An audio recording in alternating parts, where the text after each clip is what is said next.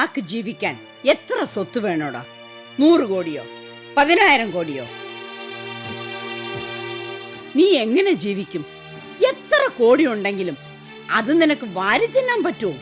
ഇല്ലല്ലോ. വിശപ്പടക്കാൻ നോട്ട് കെട്ട് മുറിച്ചു തിന്നാൻ പറ്റുമോ? പറ്റില്ലല്ലോ മോനെ. നിന്റെ ശരീരം നിലനിർത്താൻ നീ കഴിക്കുന്ന ഡയറ്റ് എന്താ? രാവിലെ 1 ഗ്ലാസ് ജ്യൂസും 2 ഇഡ്ഡലിയും, ഉച്ചയ്ക്ക് ശകലം ചോറും, രാത്രി 2 ചപ്പാത്തി. 2 ഇഡ്ഡലി എന്നുള്ളത് 100 ഇഡ്ഡലി ആക്കാൻ നിനക്ക് പറ്റുമോ? ഇല്ല. എന്തിനാടാ നക്കാപ്പിച്ചയ്ക്ക് കിടന്ന് ആർത്തി കാണിക്കുന്നത്? നിർത്ത്. ഒരു വായിൽ പറയും സ്വത്ത് വേണ്ടാന്ന്, അടുത്ത വായിൽ പറയും അവകാശം ഉണ്ടെന്ന്, അതിൻ്റെ അടുത്ത വായിൽ പറയും എനിക്ക് ഈ സ്വത്തിൽ അവകാശം ഇല്ലെന്ന്. അല്ല, എന്താ നിങ്ങളുടെ ഉദ്ദേശം? ഇനി അത് ക്ലിയർ ചെയ്തിട്ട് മുമ്പോട്ട് പോയാൽ മതി. എന്റെ ഉദ്ദേശം ഒന്നേ ഉണ്ടായിരുന്നുള്ളൂ. നിന്നെ അച്ഛനും അമ്മയും ഇല്ലാത്ത കുറവ് അറിയിക്കാതെ വളർത്തണമെന്ന്. അത് ഞാൻ ചെയ്തു. ഇപ്പൊ തോന്നുന്നു എനിക്ക് തെറ്റിപ്പോയി. എന്റെ പാല് നിന്ന് നിന്നെ വളർത്തുമ്പോ എന്റെ വിചാരം ഞാൻ നല്ലൊരു അമ്മയായിരുന്നു എന്നാണ്. ഇപ്പൊ മനസ്സിലായി, ആരുടെ പാല് കുടിച്ചാലും പാരമ്പര്യമായിട്ടുള്ള സ്വഭാവം മാറില്ല എന്ന്. പാല് തന്നു, എനിക്കിത് കേട്ട് മടുത്തു. തന്ന പാല് ഛർദിപ്പിക്കാൻ നിങ്ങൾക്കറിയാമെങ്കിൽ അതെടുത്തോ. അല്ല, ഞാനെന്ത് പറയാൻ? അതല്ലെങ്കിൽ ആ കണക്കിൽ നിങ്ങൾക്ക് ഈ സ്വത്തിൽ എന്തെങ്കിലും അവകാശം വേണമെങ്കിൽ അത് തുറന്നു പറ. കൈയോടങ്ങ് സെറ്റിൽ ചെയ്തേക്കാം. നാണം കെട്ടവനെ, കുറച്ച് നേരമായിട്ട് ഞാൻ സഹിക്കുന്നു. ബാലു, മനുഷ്യനായാലേ നന്ദി വേണം, നന്ദി. അല്ലാതെ എനിക്ക് നിങ്ങളോട് നന്ദി വേണ്ടത്? എന്റെ അച്ഛന്റെ സ്വത്ത് കൊണ്ട് ഇത്രയും ഒരു കമ്പനി ഉണ്ടാക്കിയാനോ? അതിന് നന്ദി എന്തിനാ? നിങ്ങൾക്ക് ജീവിക്കാൻ വേറെ മാർഗം ഉണ്ടായിരുന്നില്ല, അതുകൊണ്ട് നിങ്ങൾ അധ്വാനിച്ചു. ഒരു ജോലിക്കാരിയെ പോലെ അച്ഛൻ നിങ്ങളെ ഇത് ഏൽപ്പിച്ചു. അതിനുള്ള ശമ്പളമായി നിങ്ങളും നിങ്ങളുടെ മകൻ ഇതുകൊണ്ട് ജീവിച്ചു. ഇന്നിപ്പോ എല്ലാം പിടിച്ചു പറിക്കാൻ നോക്കുന്നു. ആരാ എല്ലാം പിടിച്ചു പറിക്കാൻ നോക്കുന്നത്? ആർക്കാടാ ആർത്തി വരുത്തത്? കഴിഞ്ഞതും വരാൻ പോകുന്നതും ഒന്നും ചിന്തിക്കാൻ കഴിവില്ലാതെ പോയത്. ബാലു, നീ ആ ത്യാഗുവിനെ കൊണ്ട് നടത്തുന്ന പൊറാട്ട് നാടകം എനിക്ക് മനസ്സിലാവില്ലെന്ന് വിചാരിച്ചോ? ഇന്ന് നീ ഡയറക്ടർ ബോർഡ് മീറ്റിംഗിൽ കാണിച്ചതൊക്കെ എനിക്ക് മനസ്സിലായി. വേണമെങ്കിൽ അവിടെ വെച്ച് തന്നെ എനിക്ക് അതെല്ലാം ചീറ്റിപ്പോകുന്നത് കാണിച്ചു തരാമായിരുന്നു. പക്ഷേ ഞാനത് ചെയ്തില്ല. ചെയ്യാതിരുന്നത് എനിക്ക് ബുദ്ധിയില്ലാത്തതുകൊണ്ടാണെന്ന് നീ ധരിക്കരുത്. എനിക്ക് നിന്നോടുള്ള സ്നേഹം കൊണ്ടാ. ഞാൻ നിന്നെ എൻ്റെ മകനായിട്ട് വിചാരിച്ചു. അങ്ങനെയാ ഇപ്പോഴും വിചാരിക്കുന്നത്. അതുകൊണ്ട് തന്നെ എനിക്ക് ഇപ്പോഴും പേടിയുണ്ട്. ബാലു, അവനെ വിശ്വസിക്കാൻ കൊള്ളില്ല. അവന് വേണ്ടി ഞാൻ എന്തൊക്കെ ചെയ്തിരിക്കുന്നു. എന്നിട്ട് ഇന്ന് അല്പ ലാഭത്തിന് വേണ്ടി അവൻ എന്നെ പിന്നിൽ നിന്ന് കുത്താൻ തയ്യാറായിരിക്കുന്നു. അതിൻ്റെ അർത്ഥം അവൻ ആരോടും സ്ഥായിയായ സ്നേഹമോ ആത്മാർത്ഥതയോ ഇല്ലെന്നാ. നാളെ അവൻ കുറച്ചുകൂടെ ലാഭത്തിന് നിന്നെയും കുത്തും. പറഞ്ഞില്ലെന്ന് വേണ്ട. ആരുടെ കാര്യ പറയുന്നത്? എനിക്കൊന്നും മനസ്സിലാവുന്നില്ല. ത്യാഗുവിന്റെ കാര്യം തന്നെയാ. നിനക്കത് മനസ്സിലാവാഞ്ഞിട്ടല്ലെന്ന് എനിക്കറിയാം. നീ ഇരിക്കുന്ന കൊമ്പ് മുറിക്കുക. ബാലു, വളരെ വലിയ അപകടത്തിലേക്കാ നിന്റെ ഈ പോക്ക്. ഇപ്പോ നിന്റെ കൂടെ നിൽക്കാനും കൂടെ കുടിക്കാനും ആൾക്കാരുണ്ടാവും. പക്ഷേ അവർക്കൊക്കെ പല ലക്ഷ്യങ്ങളാ ഉണ്ടാവുക. ആര് കൂടെ കുടിച്ചെന്നാ? എനിക്ക് കുടിക്കാൻ ആരുടെ സഹായം വേണ്ട. നിനക്ക് കുടിക്കാൻ ആരുടെയും സഹായം വേണ്ടെങ്കിൽ നീ എന്തിനാടാ ത്യാഗുവിനെയും ആ ഡയറക്ടർമാരെയും വിളിച്ച് അവർക്ക് ആ പാർട്ടി നടത്തിയത്? ഉത്തിഷ്ട കാര്യം നടത്തി തന്നതിന് ഉപകാരം കാണിച്ചതാണോ? ഞാനിതൊന്നും അറിയുന്നില്ലെന്ന് നീ വിചാരിക്കരുത്.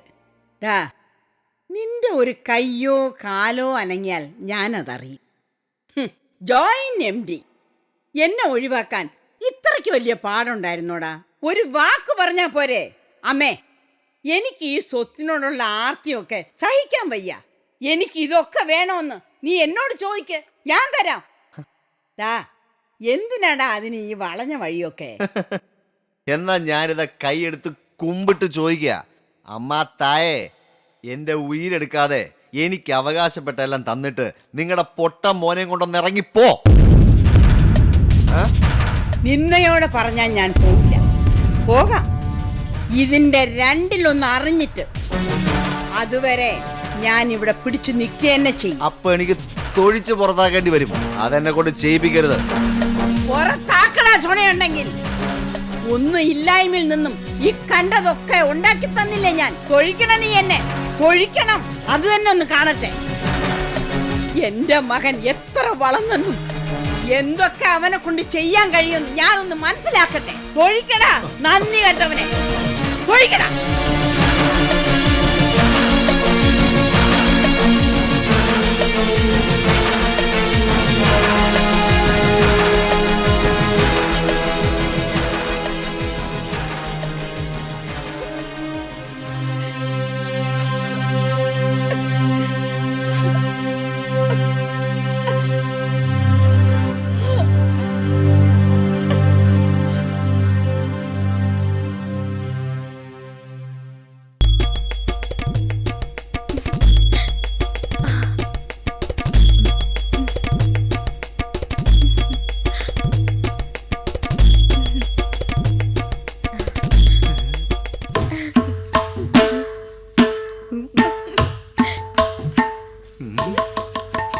സരോജം, ഇത് നീ തന്നെയാണാ?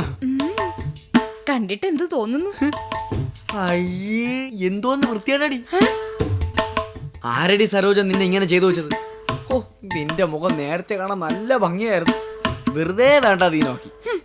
അല്ലെങ്കിൽ നിങ്ങൾക്ക് നല്ലതും ചീത്തം തിരിച്ചറിയാൻ പറ്റത്തില്ല. ഞാനേ ഗോൾഡ് ഫേഷ്യൽ ചെയ്തിട്ട് വരുന്ന വഴിയാ. ആ, ഗോൾഡ് ഫേഷ്യൽ എന്ന് വെച്ചാ മുഖത്ത് സ്വർണം പൂശു? ആ, ഏതായാലും മുക്കിന് ബ്യൂട്ടി പാർലർ തുറന്നതോടെ മലയാളി പെണ്ണുങ്ങളെ മുഖത്ത് ഐശ്വര്യമേ പോയി. ഞാൻ പറയുന്ന കേൾക്കുന്നുണ്ടോ? കണ്ടവരെല്ലാം അന്തം വിട്ടു. എല്ലാവരും പറഞ്ഞു സരോജ ചേച്ചിക്ക് 15 വയസ്സെങ്കിലും കുറഞ്ഞു. ദേ, ഈ സാരിയും ബ്ലൗസും ഒക്കെ മാറ്റി ഒരു ചുരിദാറോ ജീൻസോ ഒക്കെ ഇട്ടാലുണ്ടല്ലോ, ഞാൻ പ്രഭയെക്കാളും ചെറുപ്പമായിരിക്കും. കാണണോ? ഗുരുവായൂരപ്പാ, വേണ്ടായേ. അതെ, സത്യം പറ, എനിക്കിപ്പോ എത്ര വയസ്സ് തോന്നും? അത് പിന്നെ സരോജം, നമ്മളൊക്കെ നാട്ടും പുറത്തുകാരല്ലേ, ഇതൊക്കെ കൊള്ളാം. സിനിമാക്കാർക്കോ നാടകക്കാർക്കോ ഒക്കെ നല്ലതാ. അവർക്ക് അങ്ങനെ വേണമല്ലോ, അവരുടെ തൊഴിൽ അതല്ലേ. വീട്ടിനകത്ത് വച്ച് വിളമ്പി ആമ്പർന്നോനെ നോക്കിയിരിക്കണം നമ്മക്ക് എന്തിനാണ് ഈ വേഷം കിട്ടുക? സത്യം തുറന്നങ്ങ് പറയാലോ, എനിക്ക് ഈ മുഖത്ത് നോക്കിക്കൊണ്ടിരിക്കാൻ പ്രയാസം. ഓക്കാനം വരുന്നു. അതെങ്ങനെയാ? നായയ്ക്ക് നറുനെയ് രുചിക്കുമോന്ന് വല്യേട്ടൻ ചോദിക്കാറുണ്ടായിരുന്നു. അത് ശരിയാ, നിങ്ങൾക്ക് നിങ്ങളുടെ പാരമ്പര്യമല്ലേ അറിയൂ. കുടുംബമഹിമ വേണം, കുടുംബമഹിമ. അപ്പോഴേ നല്ലതേതാ ചീത്ത ഏതാന്ന് മനസ്സിലാവൂ. ദേ, എന്നെ കണ്ടിട്ട് കണ്ടവരെല്ലാം ശോ, ഇത്രയും സുന്ദരിയായിരുന്നോ ചേച്ചിയെന്നാ ചോദിച്ചത്. നിങ്ങൾ മാത്രം ഇങ്ങനെ ഒരു വർത്താനം പറഞ്ഞുള്ളൂ. എനിക്കല്ലല്ലോ ഇത് തന്നെ കിട്ടണം. ഇച്ചിരി ഇല്ലാത്ത പ്രായത്തില് ആ കാലമാടൻ ആങ്ങള എന്നെ നിങ്ങളുടെ തലയിൽ കെട്ടിവെച്ചു. എന്നിട്ട് എന്റെ ജീവിതം നശിപ്പിച്ചു. നിങ്ങൾ എന്നെ കൂടെ കാണുന്നവരെല്ലാം പറയാറുള്ളതാ, സരോജ ചേച്ചിക്ക് കുറച്ചുകൂടെ നല്ലൊരു ഭർത്താവിനെ കിട്ടത്തില്ലായിരുന്നു. പാർലറിലെ ഡാർലി പറഞ്ഞ എന്താന്നറിയോ? അനിരുദ്ധനും സരോജം കൂടെ നടന്നു വരുന്ന കണ്ട അച്ഛനും മോളും ആണെന്നേ തോന്നുന്നു. സരോജം, ഞാൻ പറഞ്ഞതിന്റെ അർത്ഥം നീ ഒന്ന് മനസ്സിലാക്ക്. എനിക്കൊന്നും കേക്കണ്ട. നിങ്ങൾ പറഞ്ഞതിന്റെ അർത്ഥം എനിക്ക് നല്ലതുപോലെ മനസ്സിലായി. എനിക്കിപ്പോഴാ നിങ്ങളുടെ ചീത്ത മനസ്സ് മനസ്സിലായത്. എടാ മോനെ പ്രസാദേ. യെസ് യെസ്, അത് തന്നെ മതി. പണം ഒരു പ്രശ്നമല്ല സാറേ, എനിക്ക് റേഞ്ച് കിട്ടണം. അതിനെന്താ മാർഗം എന്ന് പറഞ്ഞു തന്നാ മതി. Okay okay.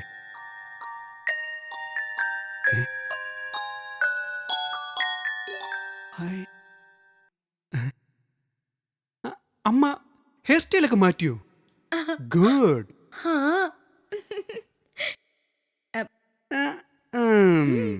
സാരിക്ക് ചേരുന്നതായിരിക്കണം ചെരുപ്പ്. പിന്നെ ഈ ബാഗ് മാറ്റണം. എടാ, നിനക്ക് ഹെയർ സ്റ്റൈൽ ഇഷ്ടപ്പെട്ടോ? നന്നായിട്ടുണ്ട്, കൊള്ളാം. ബട്ട് വൺ തിങ്, അച്ഛനെ കൂടെ ഒന്ന് മാറ്റിയെടുക്കണം.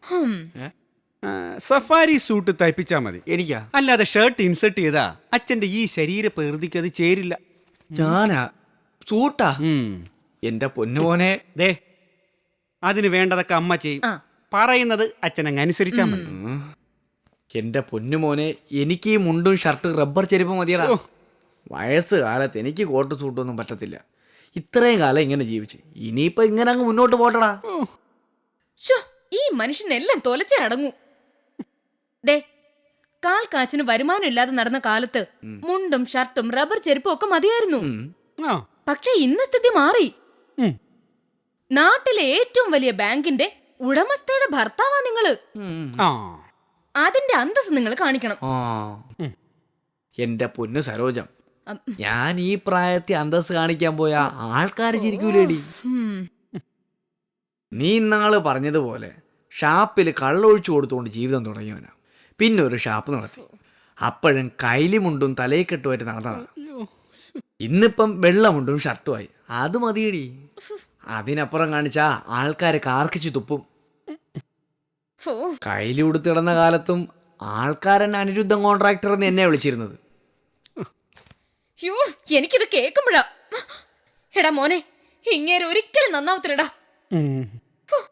ഈശ്വര, ഇത്രയും കാലം കഷ്ടപ്പെട്ടിട്ട് അവസാനം ഒരു നല്ല കാലം വന്നപ്പോ മനുഷ്യരുടെ മുമ്പിൽ അന്തസ്സായിട്ട് ജീവിക്കാൻ ഈ മനുഷ്യ സമ്മതിക്കില്ലല്ലോ.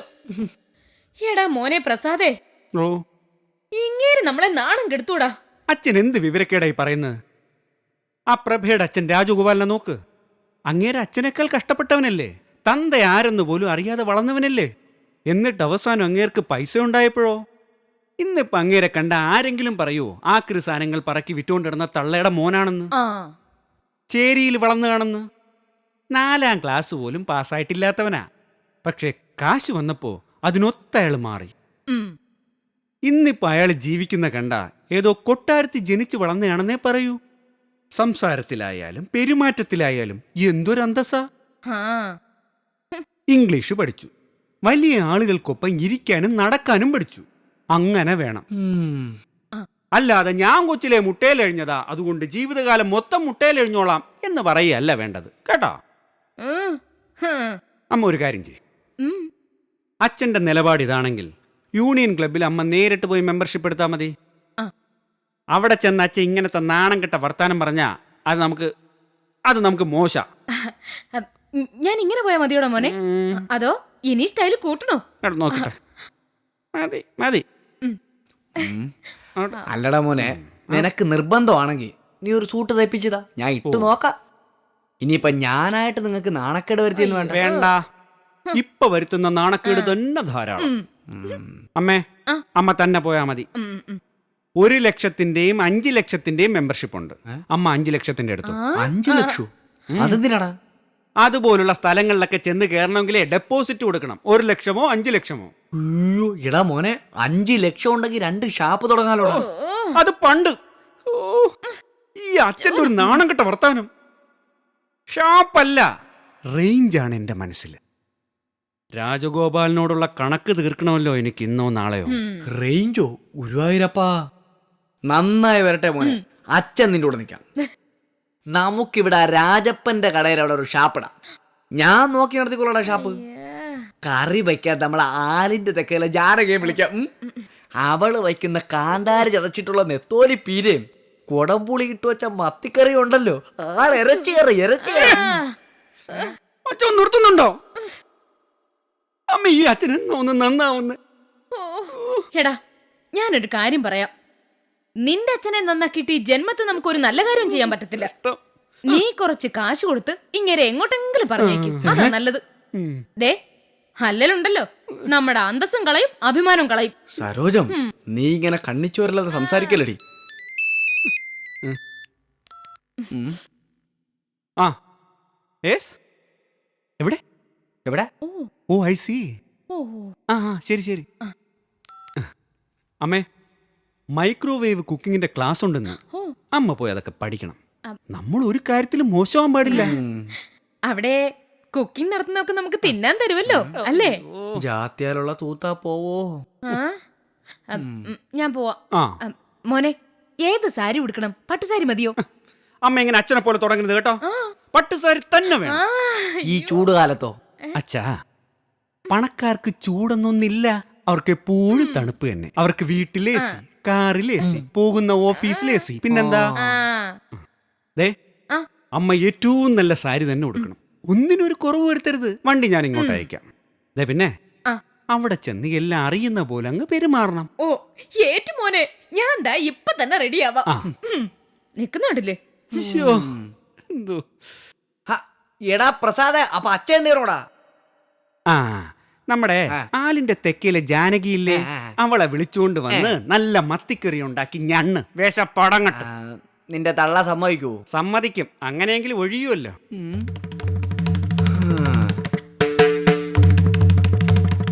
അമ്മയും മോനും ഒന്ന്, അച്ഛനെന്ന് പറയുന്നവൻ പുറത്ത്.